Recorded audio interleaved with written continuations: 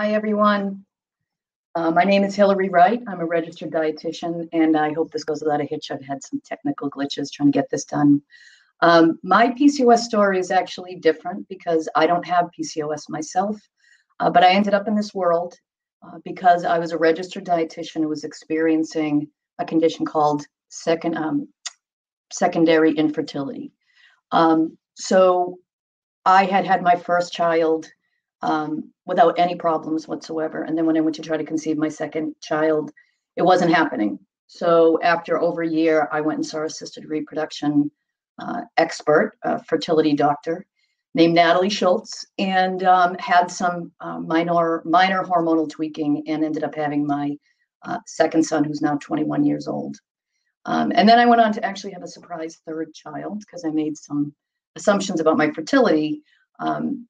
But the really amazing thing about this incredibly painful experience in my life is that it connected me with this world of PCOS.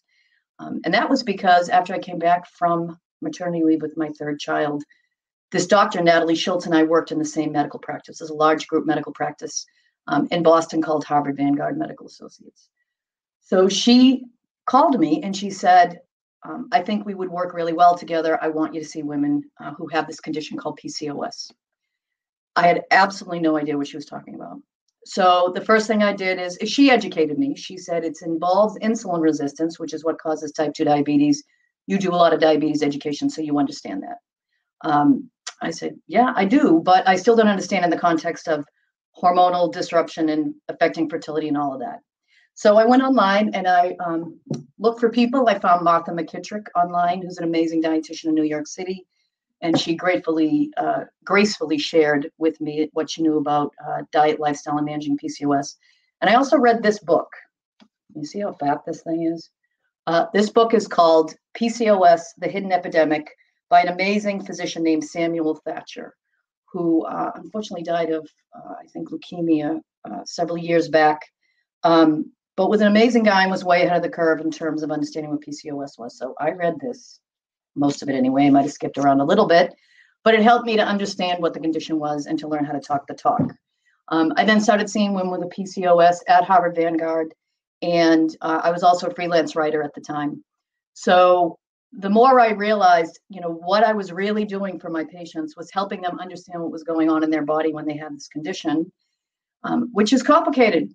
It's endocrinology. Endocrinology is really complicated. The way I describe it to my patients is that you want to think of your endocrine systems as a bunch of planets that orbit around each other in a solar system. So your thyroid function, your adrenal glands, your blood sugar regulation, your reproductive hormones. So they're supposed to sort of orbit around each other and assist each other in certain ways, but sometimes they can crash into each other. And that's really a big chunk of what PCOS is. It's a collision between blood sugar regulation and reproductive function. So what I found over the years of counseling hundreds of women with this condition is helping them truly understand what happens in their body when they eat this way versus that way, whether they exercise or not, and all of the other things that we read about. They are much wiser consumers of information, which is really important because the internet is a bit of the Wild West when it comes to PCOS. Great resources out there, but there's a lot of stuff that we're not sure what, if any, role it might play. So I was also a freelance writer. I've been a freelance writer for a long time. And one of my editors at the Tufts Health and Nutrition letter at Tufts University encouraged me to write a cover story for the Tufts newsletter. This was like back in 2003 about PCOS. And he said, you know what? This is a really unusual condition. You have a way of communicating about it. You really ought to write a book. So I actually wrote initially the first edition of this book. This is the second edition, came out in May, called the PCOS Diet Plan. So hopefully some of you are familiar with it. I have a Facebook page at PCOS Diet and an Instagram account. HWrightRD is my Instagram account. And my goal is to educate women with PCOS, their families, and also other nutritionists and healthcare professionals about how to talk the talk about PCOS. Because these women, are tired of being told just lose weight and exercise, lose weight and exercise. So I just wanted to run through, the title of my presentation today was in order to learn how to manage PCOS, you really have to understand what it's all about.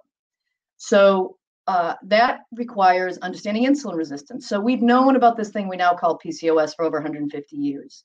But it's only been since about the 1990s that we've come to understand that a strong thread in at least 70% of cases of PCOS is this thing called insulin resistance.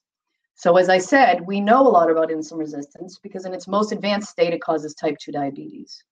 But everybody with type 2 diabetes has a period of years prior where their blood sugars are bumping up. We call that prediabetes if it's not high enough to be called diabetes. But everybody with prediabetes has a period of years prior to that where they're insulin resistant, but there's no easy tests for it. So the insulin resistance is happening, but the pancreas is youthful and energetic enough to just step up the demand. So I just want to take a second to try to describe insulin resistance in a nutshell. So bear with me, endocrinology is confusing. All of this is actually in my book. I try to make people, I try to present it in an understanding way. So we all need to have glucose in our blood at all times because it's the primary fuel of the human body. The biggest user of glucose is our muscles because we have a lot of muscles. That's why prior to marathons and intense workouts, people need to take in extra carbohydrates to fuel their activity. But the most concentrated user of glucose is your brain and your central nervous system, which burns twice the glucose of any other tissue in your body. So we have lots of backup mechanisms in the body to make sure we never get dangerously low blood sugary. We can get uncomfortably low blood sugary. We all know what that feels like, particularly women with PCOS. But the primary contributor of glucose or sugar in your blood are the carbohydrates that we're eating.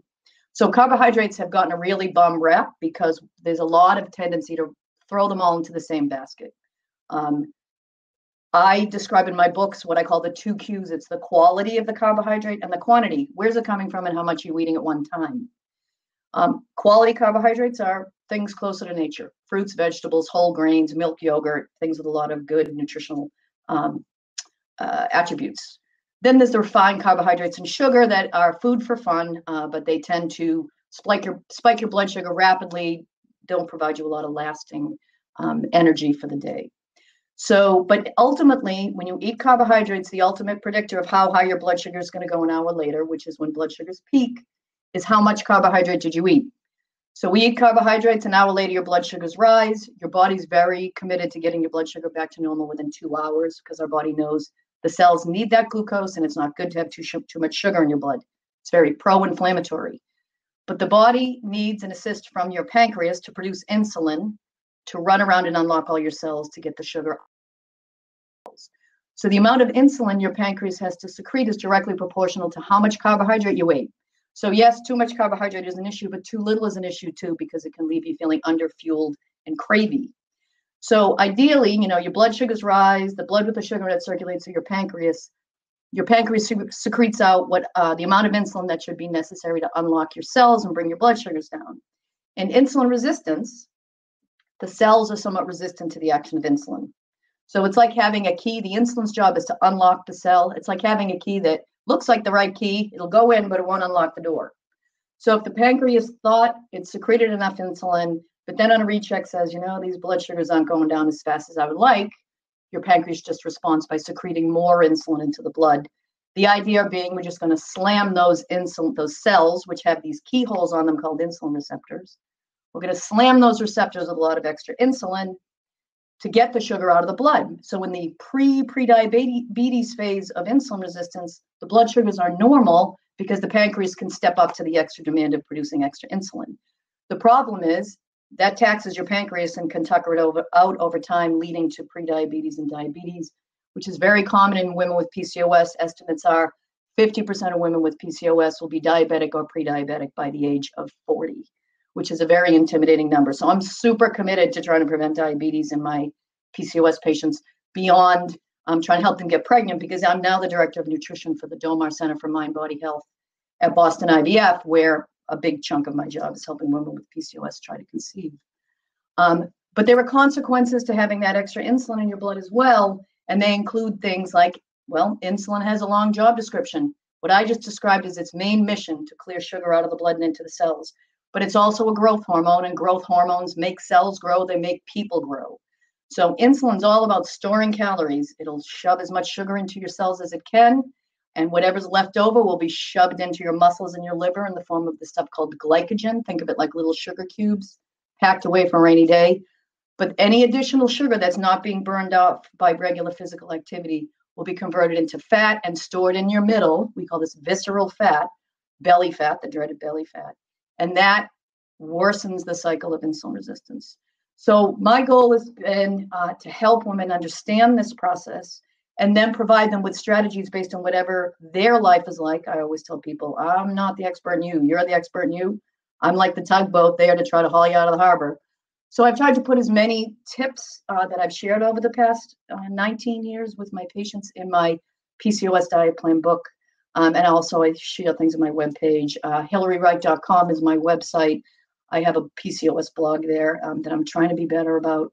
So anyway, it's been great to share this information with you. And I look forward to coming back another time and maybe sharing some more information.